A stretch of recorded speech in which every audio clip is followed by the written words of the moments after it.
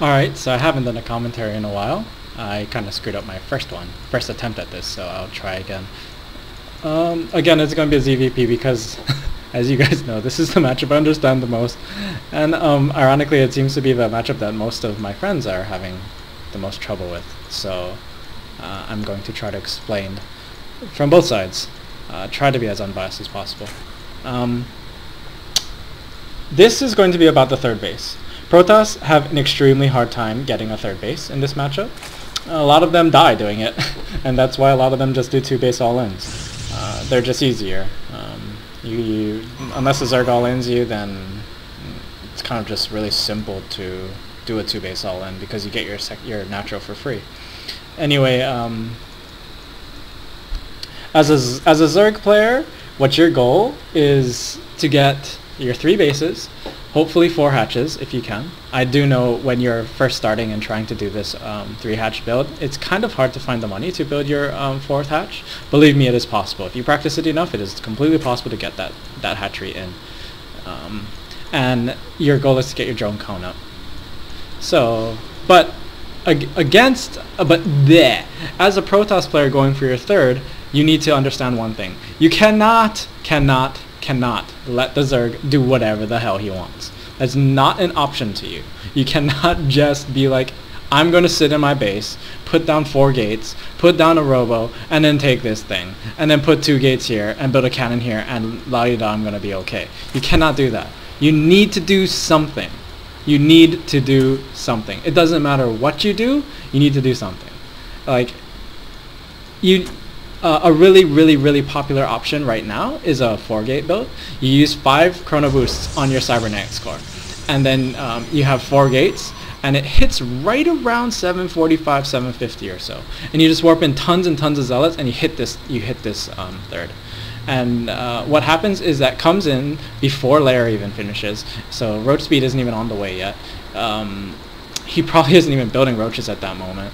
Zergling speed probably won't even come into play either unless he goes Zergling speed first before layer. Then he will have Zergling speed. But if he has Zergling speed, then you know his roach speed is like forever away. So like even then, roaches are still not going to really be an issue for you. And you can actually kind of get a +1 with it. Like the +1 will be a little bit after it hits, but most Zergs can't just engage you right away anyway. So most of the time your +1 will finish by the time the Zerg engages. It's a really dangerous push, and you can force a ton of units, and that does no drones from the Zerg. You can almost get into the situation where the Zerg will be stuck at around 45 to 48 drones. You'll be at around 52 to 53 probes, and then you take this 3rd, and this game basically ends if you can keep it. And it's a lot easier to hold. It is a lot easier because if he re-drones, say he re-drones up to 70, that is literally 30 larvae that he needs to make. That's 2 injects worth, which is enough time for a Colossus to come out.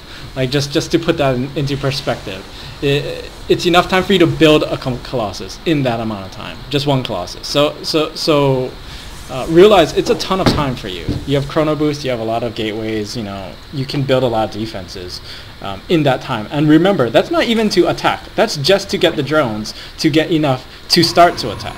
So that's why that 4-gate is very popular. The other option is, of course, Stargate, which everybody knows, so I'm not going to talk about it. But you cannot just not do anything.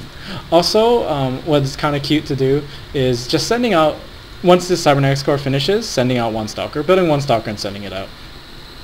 Remember that a stalker loses to a queen 1-on-1, so your goal is not to fight queens. Your goal is not to kill queens.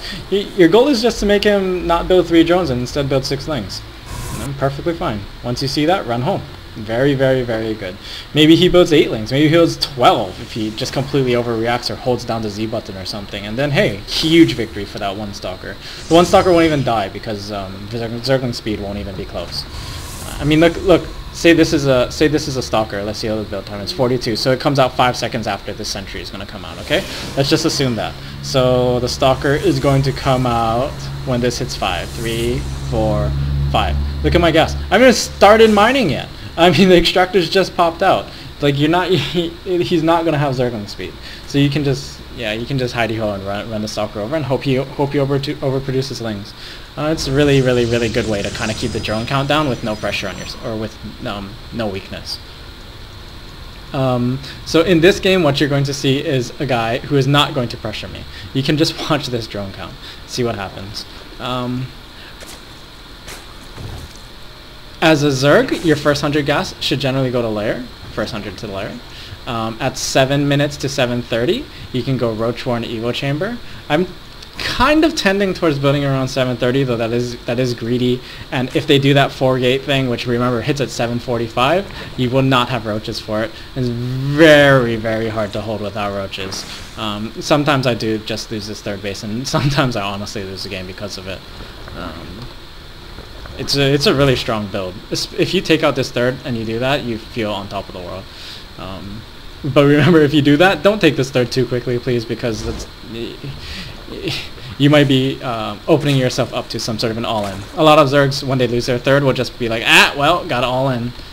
So get that observer out and check to see if he retakes this third or if he's just going to all-in you. Assuming that 4-gate works that well. Which you shouldn't count on. Don't rely on your strategists like that. So anyway, I really like to get a quick overseer in this matchup just to see what the hell this guy is doing. So many Protosses do so many weird builds now. DTs, Blink Stalkers, Blink All-Ins, Immortal Sentry, Warp Prism. There's so many different weird builds. And they're really hard to differentiate, at least for me. Looking at this front, I would have absolutely no idea what this guy's going. So I like to build an overseer, and I like to kind of just look around and scope it out, see the situation. But here again, 61 drones, and now you can see me building units. The reason I'm building units now is right around the 8:30 mark. I know I missed the timing. It's 9:30 here, but you can already see my units out, so just trust me, I was around 8:30. That's when you will generally see all-ins hit you, and all-ins are very, very, very scary. But if you don't see any sort of movement, you see this link? I haven't seen any sort of movement, so I'm going back to droning. I see the movement now. See, immediately units, right? Very, very simple. But look, 76 drones, completely unharassed. He's taking this third. Oh noes, look at up here. 5 sentries, 1 stalker, 1 immortal. Are you serious? Like, is that honestly what you're gonna walk out there and take this base with?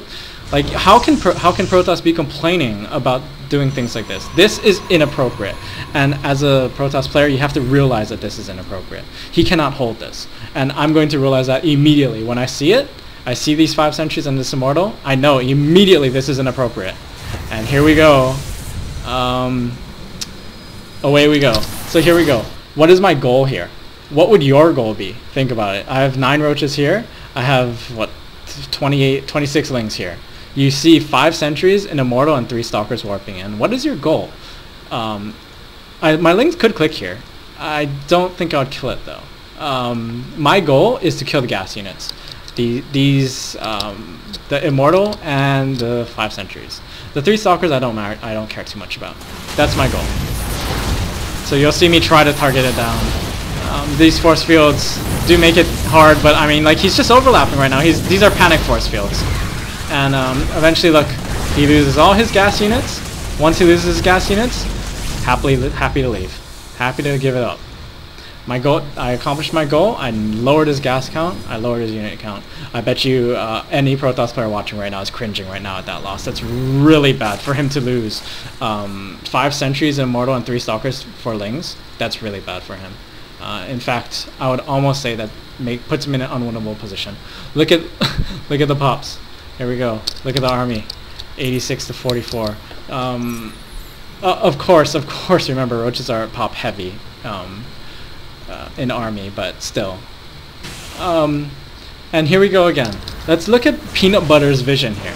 You see, he's controlling this tower, which is really good. He has no observers on the map. He can see this moving out. Now what does he see? He has no idea where my army is going. He should be, I mean, even if you're here, you're kind of overextending. What happens if I just ran right by? See, you need vision. You need vision as Protoss. You need to build observers. You need to be able to know where everything is going. An observer here would be extremely helpful because you can't hold these watchtowers. I'm going to start ignoring the fights because I think everybody can see where this game is going. You want, on this map, Shakuris, you cannot hold this watchtower reliably. You just can't. The problem is if you're holding it, the Zerg runs through the middle, and then you have to leave the watchtower. When you leave the watchtower, the Zerg then pulls back and takes the watchtower. You can't hold it.